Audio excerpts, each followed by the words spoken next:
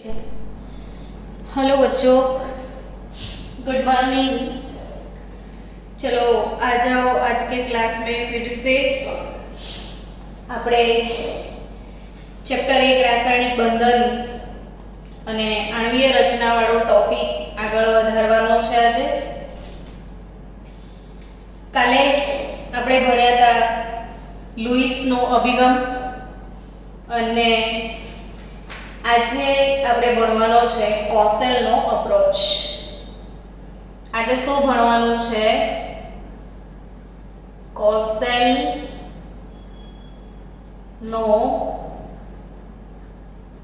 અભિગમ।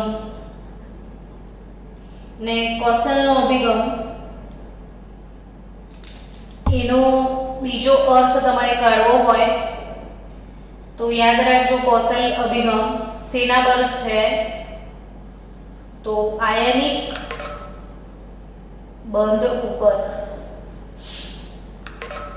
જનરલી બાળકો, કાલે આપણે એક વસ્તુની ડિસ્કશન કરી હતી કે રાસાયણિક બંધ કોને કહેવાય। વ્યાખ્યા લખી હતી ને સરસ મજાની કે રાસાયણિક બંધ કોને કહેવાય, તો કે જુદા જુદા પરમાણુઓ અથવા તો આયનો વચ્ચે નિપજતા આકર્ષણ બળને રાસાયણિક બંધ કહેવાય। એટલે ઓબ્વિયસલી તમને પ્રશ્ન થાય કે આ જે રાસાયણિક બંધ છે એ કેટલી ટાઈપના હોય છે? રાસાયણિક બંધ કેટલી ટાઈપના હોય? તો રાસાયણિક બંધની વાત કરીએ તો આંતર પરમાણ્વીય બંધ, અર્થાત શબ્દ પરથી ખબર પડી જાય, આંતર એટલે અંદર, પરમાણ્વીય એટલે પરમાણુઓની વચ્ચે હોય તો એ આંતર પરમાણ્વીય, અથવા અણુ અણુ વચ્ચે હોય તો આંતર આણ્વીય। પ્રશ્ન એમ થાય કે પરમાણુ પરમાણુ વચ્ચે તો બંધ હોય છે પણ અણુ અણુ વચ્ચે પણ હોય તો કે હા, પહેલા તમને એ સમજાવી દઉં કે આ ભાઈ જો સમજો કે આ ક્લોરીનનો પરમાણુ છે, એની સાથે ક્લોરીનનો બીજો પરમાણુ જોડાય તો Cl2 અણુ બની જાય। એટલે આ પરમાણુ અને પરમાણુની વચ્ચે બંધ બન્યો તો એવા બંધને શું કહેવાય? આંતર પરમાણ્વીય બંધ। આંતર પરમાણ્વીય બંધ એટલે પરમાણુ પરમાણુ વચ્ચે હોય। જો સમજો, બીજું એક્ઝામ્પલ આપું છું કે તમારી પાસે એક પરમાણુ છે,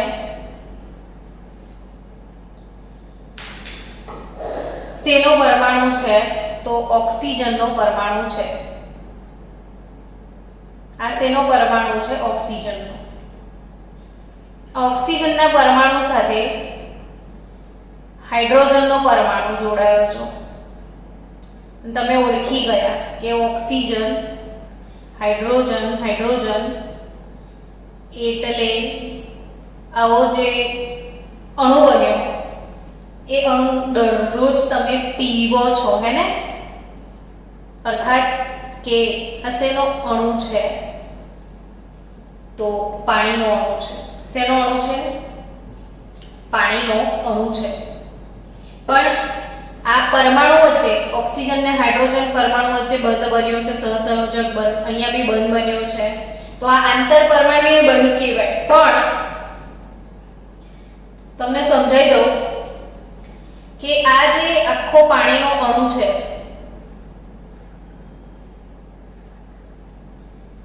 એ પાણીના અણુ અણુ વચ્ચે, આ પાણીનો એક અણુ છે, આ પાણીનો બીજો અણુ છે, પાણીના મેં 3 અણુ દોર્યા તો આ અણુ અણુ વચ્ચે પણ આ ઓક્સિજન ને હાઇડ્રોજનની વચ્ચે આકર્ષણ નિપજે છે। આ હાઇડ્રોજન અને ઓક્સિજન વચ્ચે આકર્ષણ નિપજે છે। આ હાઇડ્રોજન અને ઓક્સિજન વચ્ચે આકર્ષણ નિપજે છે। જો તો એક અણુ અને બીજા અણુ વચ્ચે પણ આકર્ષણ નિપજાયને કહેવાય આંતર આણ્વીય બંધ કહેવાય. અને આ જે બંધનું નિર્માણ થયું એ 9મા ધોરણમાં તમે કદાચ ભણ્યા હશો, હાઇડ્રોજન બંધ. અને પાછળ ચેપ્ટરમાં હાઇડ્રોજન બંધ આખી થિયરી આવશે ત્યારે આપણે બહુ જ ડિટેલમાં પણ આ ભણવાના છીએ. બટ અત્યારે મારે બેઝિકલી તમને આ વાત સમજાવી હતી કે રાસાયણિક બંધ ખરેખર બે પ્રકારના હોય છે, પરમાણુઓ વચ્ચે પણ હોય અને અણુ વચ્ચે પણ હોય. પરમાણુ વચ્ચે હોય આંતર પરમાણુય કહેવાય ને અણુ વચ્ચે હોય આંતર આણ્વીય કહેવાય. ને આંતર આણ્વીયમાં એક હાઇડ્રોજન બંધ આવે અને બીજું વાન્ડરવાલ બંધ આવે. યાદ રાખજો, આંતર આણ્વીય બંધ હાઇડ્રોજન બંધ અને વાન્ડરવાલ બંધ. જ્યારે આંતર પરમાણુય બંધ કયા પ્રકારના છે તો એમાં એક આવશે આયોનિક બંધ,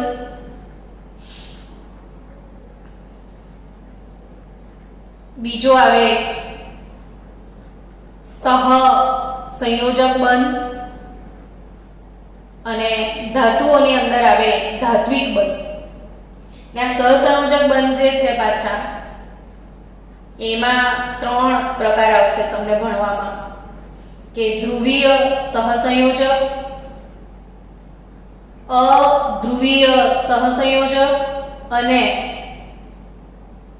સવર્ગ સહસંયોજક બંધ. આવા 3 પ્રકારના સહસંયોજક બંધ આવશે. આયનિક બંધ, સહસંયોજક બંધ, ત્રીજા પ્રકારનો ધાત્વિક બંધ કે જે ધાતુઓમાં હોય. તો ઇન શોર્ટ આપણે આ ચેપ્ટરમાં આટલા બંધની ડિસ્કશન કરવાના છીએ. આયોનિક બંધની, સહસંયોજક બંધની, ધાત્વિક બંધની, વાન્ડરવાલ બંધની, હાઇડ્રોજન બંધની, આ બધી ડિસ્કશન આપણે આ ચેપ્ટરમાં કરવાની છે. હવે આપણે 1 બાય 1 શરૂ કરીએ કોઈ એક બંધથી. તો આજે આપણે એક બંધ શીખવા જઈ રહ્યા છીએ. તો આયોનિક બંધ. કયો બંધ? આયોનિક બંધ. ને આયોનિક બંધ સમજાવવા માટેનો કોસેલનો અભિગમ સમજીએ. પ્રશ્ન એમ થાય કે કોઈ ફટાફટ એમ પૂછે કે આયોનિક બંધ શું છે, તો આનો ફાસ્ટ આન્સર તમે આપી શકો છો. બહુ જ સિમ્પલ. આયોનિક બંધ શું છે તો કે જેમાં આયનો હોય. આયોનિક બંધ કોના વચ્ચે હોય બાળકો? તો કે આયનો વચ્ચે. ફોર એક્ઝામ્પલ NaCl છે તો તમને તરત પ્રશ્ન થશે કે હા ભાઈ આમાં તો ખબર જ છે Na પ્લસ અને Cl માઇનસ છે. કોઈ પૂછે H2SO4 તો તમને એવું વિચાર આવે કે 2H પ્લસ SO4 minus 2. કોઈ પૂછે HNO3 તો H plus NO3 minus 1. કોઈ કહેશે NaCl ને બદલે ચલો NaNO3 છે તો વિચાર આવે કે હા Na plus NO3 minus 1. તો જોયું તમે આ પદાર્થની અંદર ધન આયન અને ઋણ આયન બે આયનો હાજર છે. આ પદાર્થની અંદર ધન અને ઋણ આયનો હાજર છે. આમાં પણ ધન અને ઋણ આયન હાજર છે. તો ધન અને ઋણ આયન વચ્ચે આકર્ષણ હોય જ. કેમ કે ધન આયન પર ધન વીજભાર છે, ઋણ આયન પર ઋણ વીજભાર છે. ને દુનિયાનો નિયમ છે કે વિરુદ્ધ વીજભાર હોય તો આકર્ષણ થાય ને બે ઋણ ઋણ હોય તો અપાકર્ષણ થાય. તો અહીંયા ધન આયન અને ઋણ આયન વચ્ચે જે આકર્ષણ નિપજે છે એને જ શું કહેવામાં આવે છે? આયોનિક બંધ કહેવામાં આવે છે. એટલે બહુ કન્સેપ્ટ સિમ્પલ અને ક્લિયર રાખવાનો બાળકો કે આયોનિક બંધ શું હોય તો સીધો જ હિસાબ કે જેમાં આયનો હોય. કેવા આયનો? તો કે ધન આયનો અને ઋણ આયનો. બીજા કેવા આયનો? તો આપણે કોસેલ અભિગમની ડિસ્કશન હવે સ્ટાર્ટ કરીએ. કોસેલે એવું કીધું છે કે આવર્ત કોષ્ટકમાં પ્રબળ વિદ્યુત ઋણમય હેલોજન તત્વો, પ્રબળ વિદ્યુત ઋણમય એટલે જેમની વિદ્યુત ઋણતા હાઈએસ્ટ છે એવા અને પ્રબળ વિદ્યુત ધનમય, એટલે જેમની ધનમયતા હાઈએસ્ટ છે એવા. એટલે હવે શાંતિથી વિચારો 5 મિનિટ કે આખા આવર્ત કોષ્ટકમાં પ્રબળ વિદ્યુત ધનમય તત્વો એટલે કયા સમૂહના ને પ્રબળ વિદ્યુત ઋણમય એટલે કયા સમૂહના? જલ્દી આન્સર આપો. anyone in the class fast give me answer. સૌથી વધારે વિદ્યુત ધનમય તત્વો એટલે કયો સમૂહ ને સૌથી વધારે વિદ્યુત ઋણતા ધરાવતા તત્વો એટલે કયો સમૂહ? અસ્ફાક આન્સર. હા, વેરી ગુડ. પ્રબળ વિદ્યુત ધનમય એટલે પ્રથમ સમૂહ આવે, પ્રથમ સમૂહ. અને પ્રબળ વિદ્યુત ઋણમયમાં કયો આવે? હા, 17મો સમૂહ. આ એક બહુ સરસ વાત છે કે પ્રબળ વિદ્યુત ધનમય એટલે પહેલો સમૂહ ને પ્રબળ વિદ્યુત ઋણમય એટલે 17મો સમૂહ ને આ બંનેની વચ્ચે કોઈ પડતો હોય તો 18મો સમૂહ. એટલે કૌશલ અંકલે આ વાત કરી છે કે આવર્ત કોષ્ટકમાં પ્રબળ વિદ્યુત ઋણમય હેલોજન તત્વો, શું શબ્દ મેં વાપર્યા? આવર્ત કોષ્ટકમાં પ્રબળ વિદ્યુત ઋણમય હેલોજન તત્વો તથા પ્રબળ વિદ્યુત ધનમય આલ્કલી તત્વો, આલ્કલી ધાતુઓ. યાદ આવે પહેલો સમૂહ એટલે આલ્કલી ધાતુઓ. એ કોનાથી અલગ પડે છે? તો કે 18મા સમૂહથી, એટલે નિષ્ક્રિય તત્વોથી અલગ પડે. કઈ રીતે સમજો? તો કે બંનેની સામાન્ય ઇલેક્ટ્રોન રચના તમે હમણાં મને કહી દેશો. આની ઉમદા વાયુ યાદ આવે છે ને, NS1, અને આની ઉમદા વાયુ NS2 NP5. 17મો સમૂહ હોય એટલે છેલ્લી કક્ષામાં 7 ઇલેક્ટ્રોન હોય, આમાં છેલ્લામાં 1. હવે શું સમજ પડી? તો કે જો સમૂહ 1 વાળા એમને કેવું છે, કાશ कोई आए और मेरा एक इलेक्ट्रॉन ले जाए. तो આ લોકો એક ઇલેક્ટ્રોન ગુમાવી બેસે તો 18મો સમૂહ થઈ જશે. આ લોકોને કેવું છે, કાશ કોઈ આए એક ઇલેક્ટ્રોન દે જાય. એટલે એવું કહી શકાય કે આ લોકો પ્રબળ પ્રબળ પ્રબળ તીવ્ર દાનેશ્વરી છે. એટલા દાનેશ્વરી કે એક ઇલેક્ટ્રોન ગુમાવવા માટે તડાકા ભડાકા કરી નાખે. તમને નેટ ઉપર સર્ચ મારજો સોડિયમ ધાતુ વિશે. પહેલા સમૂહમાં છે ને સોડિયમ ધાતુ, એને હવામાં ખુલ્લી ના મુકાય, નહીં તો સળગી ઉઠે. એટલી બધી પ્રતિક્રિયાત્મક છે. એક ઇલેક્ટ્રોન ગુમાવવા માટે તડફડિયા મારે છે, તડપી રહી છે. એટલે એ બ્લાસ્ટ થઈ જાય. હવામાં ખુલ્લી રાખો ને તો એ હવા સાથે પ્રક્રિયા કરી નાખે. તમે પાણીના સિંકમાં આટલો અમથો સોડિયમનો પીસ નાખો ને તો બી બ્લાસ્ટ થાય, આગ લાગે. સોડિયમનો એક આટલો નાનો ટુકડો તમારી પેન્ટ પર કે શર્ટ પર મૂકો તો શર્ટ સળગી જાય. એટલો બધો પ્રતિક્રિયાત્મક લોકો છે. એક ઇલેક્ટ્રોન ગુમાવી દે તો હાશ બહુ જ નિષ્ક્રિય થઈ જાય. એમ સેમ આ લોકો પણ એવા જ છે. તમને ખ્યાલ હોય ને તો લેબોરેટરીમાં તમે સોડિયમ ધાતુ તમારા સ્કૂલમાં દેખશો ને તો આવી રીતે એક બોટલમાં હશે ને જેમાં કેરોસીન ભરેલું હશે. એટલે એ ધાતુ ને કેરોસીનમાં ડુબાડી રાખવામાં આવે છે જેથી કરીને સળગી ના ઉઠે. જો કેરોસીનની બહાર કાઢો તો તરત બ્લાસ્ટ થાય, સળગી જાય કહેવાનો અર્થ. તો એટલી બધી કેમ આવી છે આ ધાતુ? તો કે એક ઇલેક્ટ્રોન ગુમાવવા માટે. એટલે એ લોકોને કેવું છે, કાશ કોઈ આ એક ઇલેક્ટ્રોન લઈ જાય, તીવ્ર દાનેશ્વરી. અને અમને કેવું છે, કાશ કોઈ આવે તો મને આપી જાય, तीव्र भिखारी જેને કહેવાય, આ तीव्र दानेश्वर, इसको देना है इसको लेना है। એટલે હેલોજન તત્વ શું કરશે બોલો? તો કહેવાય હેલોજન લોકો શું કરશે? એક ઇલેક્ટ્રોન ગુમાવીને ઋણ આયન બનશે। અર્થાત હેલોજન ની ડિસ્કસ કરું તો તમને ખ્યાલ હોય તો હેલોજન તત્વો માટે સામાન્ય સિમ્બોલ X વપરાય। હેલોજન માટે સામાન્ય સિમ્બોલ શું વપરાય? X। તો અહીંયા હું X લખું છું તો એ X ગેસ શું કરે? એક ઇલેક્ટ્રોન ગુમાવી દે, સોરી આ લોકો તો એક ઇલેક્ટ્રોન મેળવી દે, ફરી લખી દઈએ, X ગેસ એક ઇલેક્ટ્રોન મેળવીને X માઇનસ બનાવીને ઋણાયન બનાવે।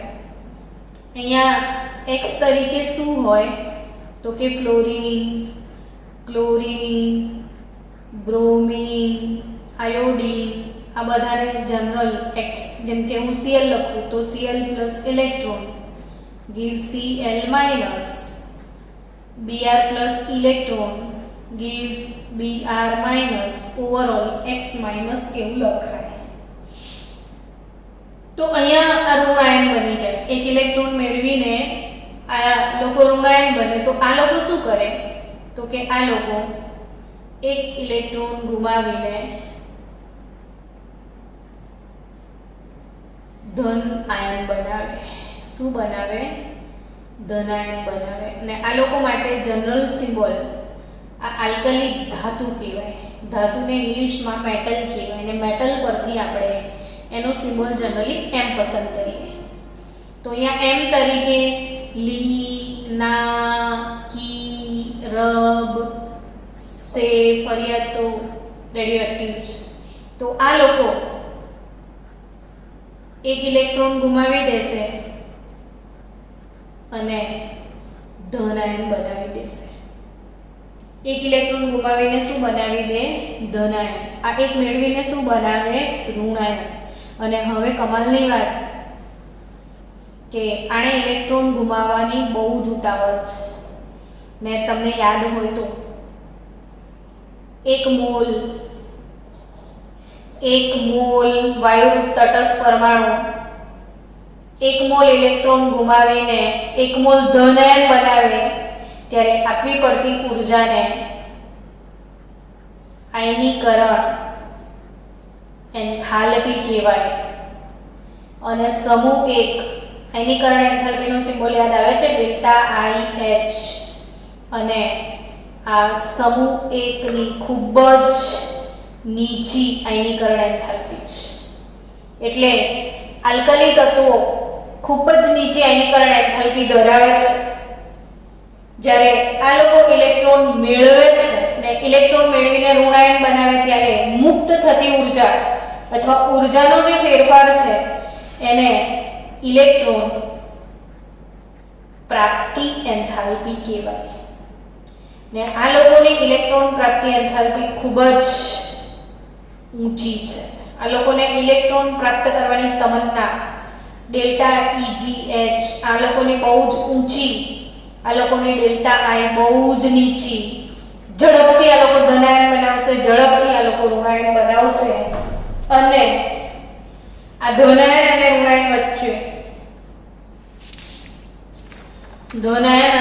ઋણાયન વચ્ચે હવે શું થશે તો કે M+ જે ધનાયન બન્યો, X- જે ઋણાયન બન્યો, એ ધન અને ઋણ વચ્ચે એક વિશિષ્ટ પ્રકારનું જબરજસ્ત આકર્ષણ બળ ઉત્પન્ન થાય। એટલે એ લોકો એકબીજાની ક્લોઝ આવવા લાગે અને બહુ જ બધું આકર્ષણ બળ ઉત્પન્ન થાય। એ આકર્ષણ બળને કુલંબિક આકર્ષણ બળ કહેવાય। યાદ રાખજો આ શબ્દો હું બાળકોને બહુ જ વારે ઘણી બધી વખત આ શબ્દ વાપરું તો ભૂલી જાય બાળકો કે ધનાયન અને ઋણાયન વચ્ચે પ્રબળ આકર્ષણ બળ ઉત્પન્ન થાય છે એ આકર્ષણ બળને શું કહેવાય છે? કુલંબિક આકર્ષણ બળ. શું કહેવાય? કુલંબિક આકર્ષણ બળ. ને આ કુલંબિક આકર્ષણ બળ નું બીજું નામ છે વિદ્યુત, સ્થિર વિદ્યુત, ઇલેક્ટ્રોસ્ટેટિક, સ્થિર વિદ્યુત આકર્ષણ બળ. અને આ સ્થિર વિદ્યુત આકર્ષણ બળનું જ આ સ્થિર વિદ્યુત આકર્ષણ બળ નું જ નામ છે આયોનિક બંધ. ટૂંકમાં આયોનિક બંધમાં શું થયું? તો ઇલેક્ટ્રોન સ્થાનાંતરણ થયું. સોડિયમ ઇલેક્ટ્રોન ગુમાવે અને ક્લોરીન ઇલેક્ટ્રોન મેળવે. જો સમજો કે સોડિયમ છે એની ઇલેક્ટ્રોન રચના 2 8 1, ક્લોરીન એની ઇલેક્ટ્રોન રચના 2 8 7. આ પોતાનો એક ઇલેક્ટ્રોન અહીંયા મોકલી આપે છે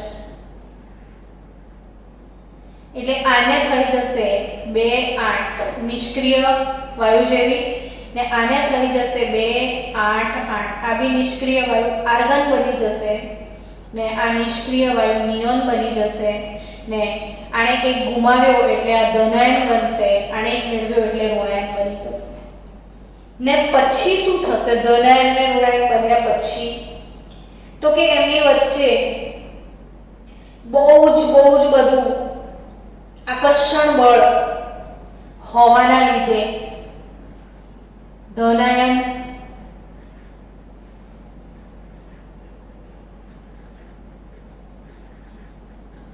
ઢગલો Na+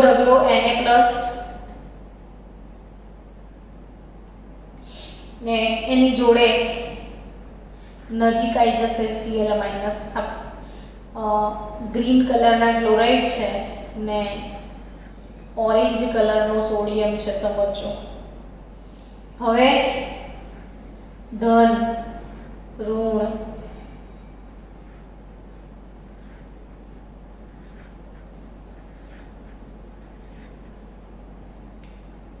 બહુ જ બધા NaCl હોય, એક ના હોય, ઢગલો Na+, ઢગલો Cl-. આ રીતે એકબીજાની નજીક ગોઠવાશે અને આજુબાજુ ઉપર નીચે આગળ પાછળ બધે ગોઠવાશે આયનો. જો હું તમને આખી ગોઠવણી બતાવું છું, સમજવાની છે. આ દરેક વસ્તુ બહુ સમજવાનો ટોપિક છે, ઇમ્પોર્ટન્ટ ટોપિક છે. આ ચેપ્ટર જ બહુ જ ઇમ્પોર્ટન્ટ છે. તો સમજો કે આ સોડિયમ, તો એની બાજુમાં કોણ હશે? ક્લોરીન હશે. તમે બી આવું ઘરે બનાવજો સ્ટ્રક્ચર, ને આવું બનાવવાના લીધે ઘણા બધા કન્સેપ્ટ તમારા ક્લિયર થશે. સમજશો તો જ મજા આવશે, સમજ્યા વગરની દુનિયા અધૂરી છે. તો બહુ જ બધા Na+, બહુ જ બધા Cl- એકબીજાની ક્લોઝ આવશે ને એક મીઠાનો મોટો ગાંગડો બનાવશે. તમે મીઠાનો ગાંગડો શબ્દ સાંભળ્યો હશે. આયોનિક બંધમાં બધા પદાર્થો આ રીતે ગોઠવાય. કોઈ પણ આયોનિક બંધ બને તો એ પદાર્થ વાયુ ના હોય, કોઈ દિવસ આવો ગાંગડો જ બને. ફટકડીનો ગાંગડો જ હોય, મીઠાનો ગાંગડો જ હોય. ને આ તમે જુઓ ધ્યાનથી, આ ત્રિપરિમાણીય ગોઠવણી થાય. ત્રિપરિમાણીય ગોઠવણી, આગળ પાછળ ઉપર નીચે, ઉપર બી ગોઠવાશે, એની નીચે બી ગોઠવાશે. અને તમને કોઈ પૂછે એક એની આજુબાજુ કેટલા Cl હોય તો તમે એક એવું કહેશો, એક એને એક Cl એવું ના હોય. એ સમજાવવા માટે જ આ ત્રિપરિમાણીય ગોઠવણી થઈ. તો એના દ્વારા જેનું નિર્માણ થાય એને સ્ફટિક અથવા લેટિસ કહેવાય. આ જે મીઠાનો ગાંગડો બન્યો ને, એ મીઠાના ગાંગડાને શું કહેવાય? સ્ફટિક કહેવાય. શું કહેવાય? મીઠાના ગાંગડાને સ્ફટિક કહેવાય બાળકો. અને આ સ્ફટિક સમજો કે આ એક ધન આયન એટલે એને છે ને તો એની આજુબાજુમાં દેખો કેટલા ઋણાયન છે. એક એને ની આજુબાજુ 4 ઋણાયન દેખાય છે. હવે એની ઉપર હશે ને તો ધનની ઉપર ઋણ હશે અને એની નીચે બી ઋણ હશે. એટલે ટૂંકમાં યાદ રાખજો કે એક Na+ આયન 6Cl- થી ઘેરાયેલો હોય છે અને 1Cl- 6 Na+ થી ઘેરાયેલો હોય. ખાસ યાદ રાખજો, એક સોડિયમની આજુબાજુ 6 ક્લોરાઇડ હોય ને એક ક્લોરીનને ફોકસ કરો તો એની આજુબાજુ જુઓ 6 Na+ છે ને મીઠું જે છે એની રચના અષ્ટફલકીય કહેવાય. આપણે આ ચેપ્ટરમાં ધીરે ધીરે અષ્ટફલક આકાર કેવો છે એ આગળ શીખવાના જ છીએ. તો હાલ પૂરતું યાદ રાખો કે આ મીઠાનો આવો ગાંગડો બને જેને સ્ફટિક કહેવાય, લેટીસ કહેવાય અને આ Na+ જે છે એ 6 ક્લોરાઇડથી ઘેરાયેલો હોય, એક ક્લોરીન છે 6 સોડિયમથી ઘેરાયેલો હોય ને એનો જે આકાર છે બાળકો એ અષ્ટફલકીય હોય. કયો આકાર છે? અષ્ટફલકીય આકાર છે. ને આ અષ્ટફલકીય આકાર ખરેખર મીઠાના ગાંગડાનો આકાર કેવો હોય છે આ તમે સમજી લીધું. સ્ફટિક, મીઠાનો સ્ફટિક, ત્રિપરિમાણીય ગોઠવણી, ગાંગડો બન્યો છે.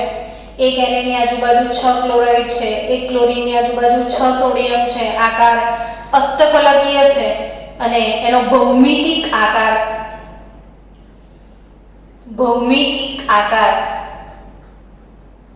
આપણે મીઠાના ગાંગડાનો દોરીશું. તમે બધા તમારી નોટમાં આકાર બનાવજો અને મને સરસ મજાનો આકાર દોરીને મોકલજો તો મને બેસીને ખુશી થશે કે આ છોકરાઓએ મસ્ત બંધારણ બનાવ્યું. જો આ ચોરસ દોરવાનું. ચોરસ દોર્યા પછી છે ને એના 4 ભાગ કરી દેવાના. ચોરસ દોર્યા પછી 4 ભાગ કરી દેવાના. અહીંયા નાના નાના ડ્રોપ બનાવવાના. બહુ મોટા મોટા ના બનાવશો પછી આપણે અહીંયા આયનો મૂકવા પડશે. હવે આ દરેક ખૂણા પર આવી રીતે સ્લાન્ટિંગ લાઈન બનાવવાની છે. જો મેં 3 લાઈન બનાવી, એ 3 લાઈનને હું કનેક્ટ કરી દઉં. એક સમતલ બન્યું. ફરીથી અહીંયા એવી 3 લાઈન બનાવવાની. એ 3 લાઈનને કનેક્ટ કરો એટલે બીજું સમતલ. ફરીથી અહીંયા 3 લાઈન બનાવો એટલે આ ત્રીજું સમતલ. હવે આ 3 આ રીતે ઊભા કનેક્ટ કરો 3 લાઈનોને.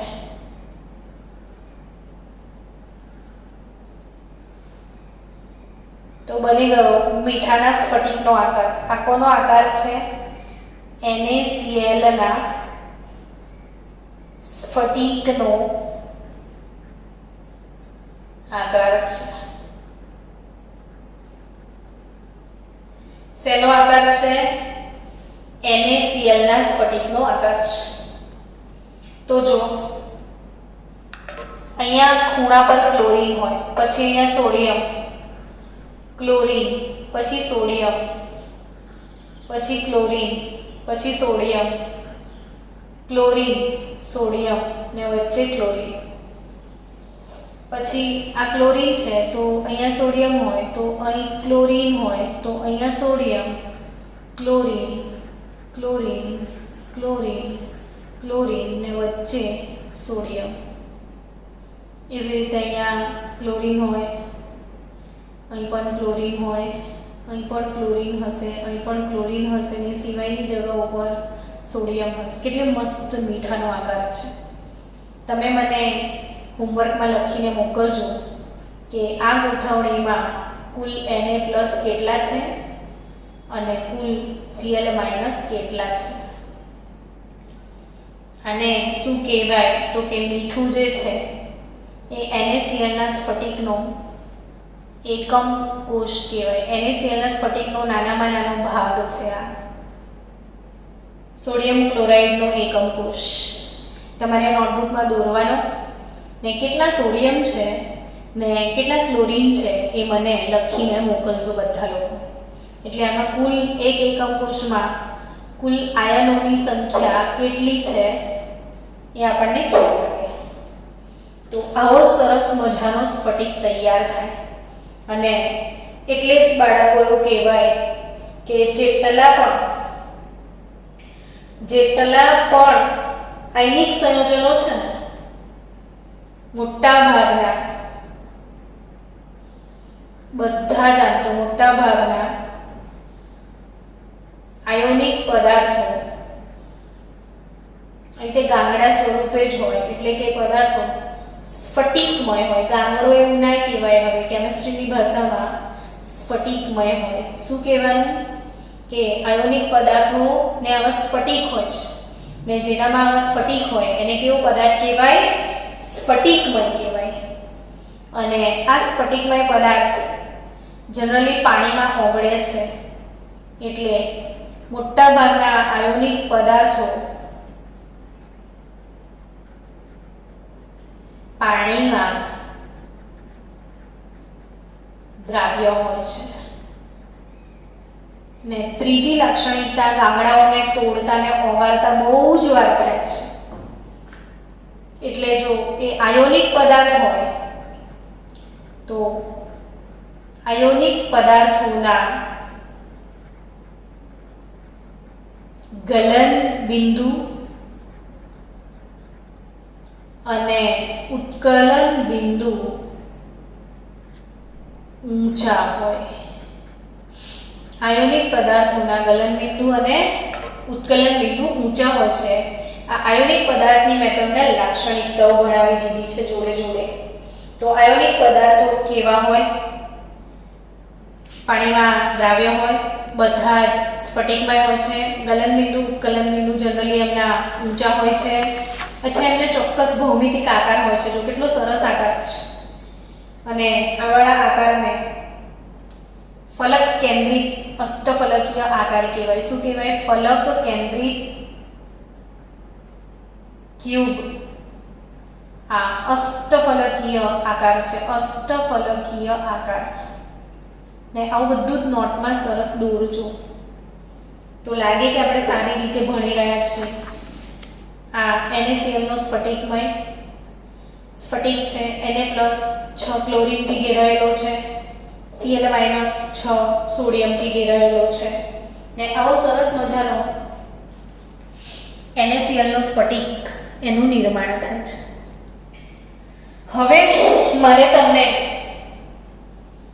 આ NaCl ના સ્ફટિકના નિર્માણ માટે કેટલાક ટર્મ સમજાવવાના છે કે ખરેખર છે ને આપણને એવું લાગે કે સોડિયમ ક્લોરાઇડનું નિર્માણ કેટલું ઇઝીલી થઈ જાય છે, પણ એવું નથી. કેવી રીતે મીઠું બને છે સમજાવવાની મારી તમને ઈચ્છા છે બધાને. કે આ સોડિયમ જે છે એ ધાતુ છે, એટલે ઘન અવસ્થામાં હોય. ક્લોરીન જે છે એ વાયુ છે અને સોડિયમ ક્લોરાઇડ ઘન સ્ફટિકનું નિર્માણ થાય. તો આ NaCl નું જે સર્જન થાય છે, NaCl નું શું થાય છે બાળકો? સર્જન. એ કોઈ એક સ્ટેપમાં નહીં થતું. આપણે કેવું બોલીએ? એને ઇલેક્ટ્રોન ગુમાવી લે અને ક્લોરીન ઇલેક્ટ્રોન લઈ લે અને પછી NaCl બની જાય. એવું નહીં. કેટલા સ્ટેપમાં બને સમજો.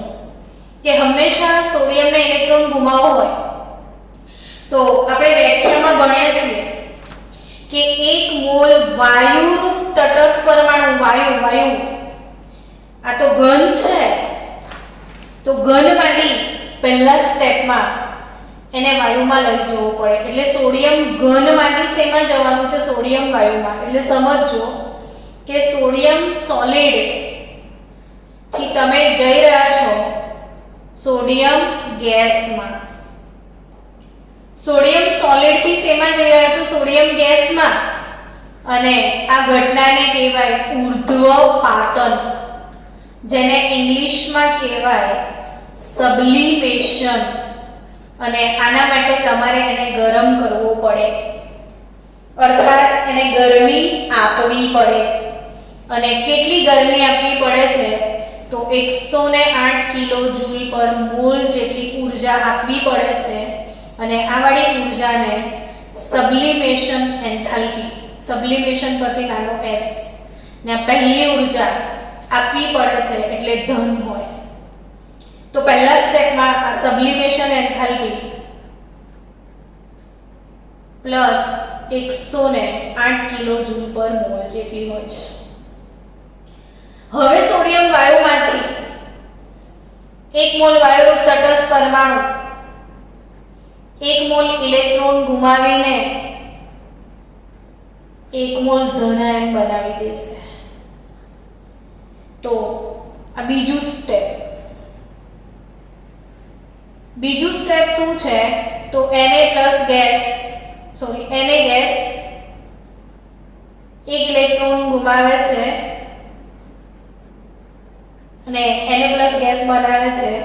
આ બીજું સ્ટેપ માં બી ઊર્જાનું શોષણ થાય ને તમને ખબર છે કે એક ઇલેક્ટ્રોન ગુમાવે એટલે આયનીકરણ એન્થાલ્પી બીજા સ્ટેપમાં આવે એ બી શોષાય એટલે 496 કિલો જૂલ પર મોલ આ ધન જ હશે.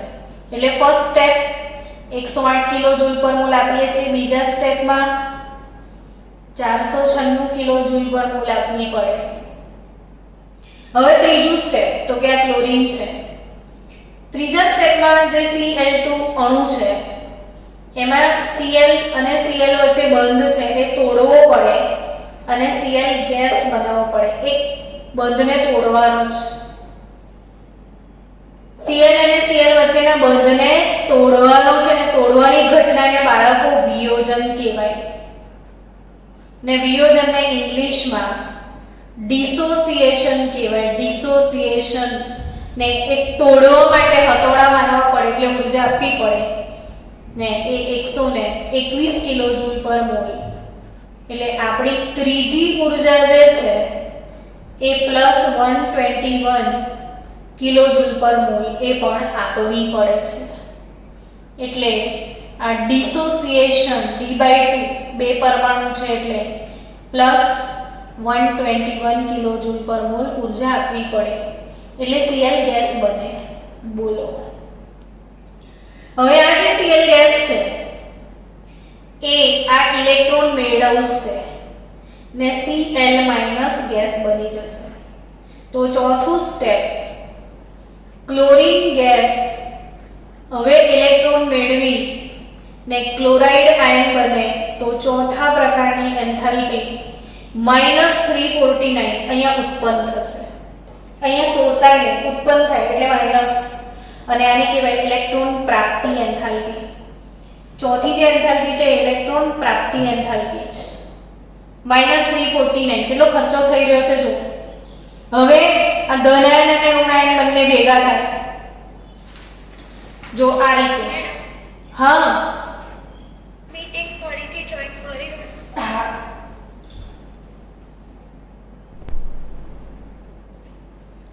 ચલો આપણે આ ભણી રહ્યા હતા કે ભાઈ ધનાયન અને ઋણાયન વચ્ચે એકબીજાની નજીક આવે તો સ્ફટિકનું નિર્માણ થાય. એટલે બહુ જ બધા સોડિયમ ને બહુ બધા ક્લોરીન ગેસ હવે નજીક આવીને આવો સ્ફટિક બનાવશે. એટલે પાંચમા સ્ટેપમાં આ સ્ફટિક બને અને NaCl નું નિર્માણ થાય. બોલો કેટલું મોટું છે ને આ સ્ટેપ. ને આજે પાંચમા સ્ટેપમાં એનું નિર્માણ થાય ને બાળકો. પાંચમા સ્ટેપમાં Na+ Cl- બનાવશે NaCl ને અહીંયા સ્ફટિકનું નિર્માણ થાય ને ΔUH-787 કિલો જૂલ પર મોલ ઊર્જા મુક્ત થાય ને આને કહેવાય સ્ફટિક રચના ઊર્જા અથવા એન્થાલ્પી. સ્ફટિકનું નિર્માણ થાય ત્યારે ભયંકર ગરમ સોડિયમ ભયંકર ગરમ ક્લોરીન બંને એકબીજાની નજીક આવે ને ઠંડા પડી જાય ને મોટો ગાંગડો બની જાય ને બહુ બધી ગરમી એ લોકો બહાર ફેંકી દે. અને કેટલી ગરમી બહાર ફેંકી દે -787 કિલો જૂલ પર મોલ. ને ત્યારે જઈને NaCl નું નિર્માણ થાય. તમને આ વિડીયો સાથે એક એક્સ્ટ્રા વિડીયો પણ મોકલીશ. આ બોન હેબર ચક્ર જ બોન અને હેબર નામના વૈજ્ઞાનિકે સમજાવ્યું હતું, એટલે આને કહેવાય બોન હેબર ચક્ર. અને આ બોન હેબર ચક્ર એટલે ઢગલો સોડિયમ, ઢગલો ક્લોરીન કેટલા બધા સ્ટેપમાં NaCl નું નિર્માણ કરે. નિર્માણને ઇંગ્લિશમાં શું કહેવાય ખબર તમને? જે નિર્માણ થાય, નિર્માણ અર્થાત સર્જન, એને ઇંગ્લિશમાં કહેવાય ફોર્મેશન. કોઈ પણ વસ્તુનું સર્જન થાય એને ઇંગ્લિશમાં ફોર્મેશન કહેવાય. એટલે Na solid plus chlorine gas ભેગા થઈને બનાવે NaCl સોલિડ. તો એના જે ટોટલ ઘણા બધા સ્ટેપમાં થાય, પણ આ નિર્માણ થાય એટલે એને ફોર્મેશન એન્થાલ્પી ડેલ્ટા FH કહેવાય. ને આની સર્જન ઉર્જા અથવા ફોર્મેશન એન્થાલ્પી, સર્જન ઉર્જા અથવા ફોર્મેશન એન્થાલ્પી માટે પહેલું સ્ટેપ આપણું શું હતું? સબ્લિમેશન એન્થાલ્પી. બીજું સ્ટેપ આયનીકરણ એન્થાલ્પી. ત્રીજું સ્ટેપ હતું વિયોજન એન્થાલ્પી. ચોથું સ્ટેપ હતું ઇલેક્ટ્રોન પ્રાપ્તિ એન્થાલ્પી. ને પાંચમું સ્ટેપ હતું લેટિસ એન્થાલ્પી. ના બધી એન્થાલ્પીનો સરવાળો કરો તો પહેલા સ્ટેપમાં સબ્લિમેશન 108 આપી હતી આપણે, પછી કેટલી આપી હતી? 496. પછી ડિસોસિએશન આપી હતી 121. EGH ઉત્પન્ન થયેલી 349 નો ફાયદો થયેલો. ને પછી 787 નો ફાયદો થયેલો. આ પેદા થયેલી, આ 3 સોસાયટી. તો ઓવરઓલ આન્સર કેટલો આવે છે જુઓ, તો કે 108 plus 496 plus 121 minus 349 108 plus 496 plus 121 minus 349 minus 887 તો માઇનસ 502. તો ઓલમોસ્ટ થોડું ઉપર નીચે કરો તો 787 એટલે ઓલમોસ્ટ 411 જેવો કંઈક જવાબ આવે છે. -411 આની લેટિસ એન્થાલ્પી છે, ફોર્મેશન એન્થાલ્પી, સર્જન ઉર્જા. એટલે NaCl નું સર્જન થાય ત્યારે 411 કિલો જૂલ પર મોલ ઉષ્મા મુક્ત થાય. આ બધું તમને હમણાં ટેક્સ્ટબુકમાં નહીં મળે, એટલે વિડીયો જોઈને ખાસ ઉતારજો આ બધું. તો એટલું ઇઝી નથી કે સોડિયમે 1 આપી દીધો, ક્લોરીને 1 લઈ લીધો અને સોડિયમ ક્લોરાઇડ મીઠું બની ગયું. ખરેખર આ બધા 5 સ્ટેપમાં આ પ્રક્રિયા થાય છે. અને આપણે કાલે ભણવાના છીએ સહસંયોજક બંધ. તો આજે આપણે આખો આયોનિક બંધ પૂર્ણ કર્યો. આવતીકાલે શું ભણીશું? સહસંયોજક બંધ અને અથવા આયનિક બંધમાં હજી ઘણા બધા ટર્મ્સ જે છે એ કાલે હું સમજાવીશ તમને. તો મળીએ કાલે. Till then bye bye.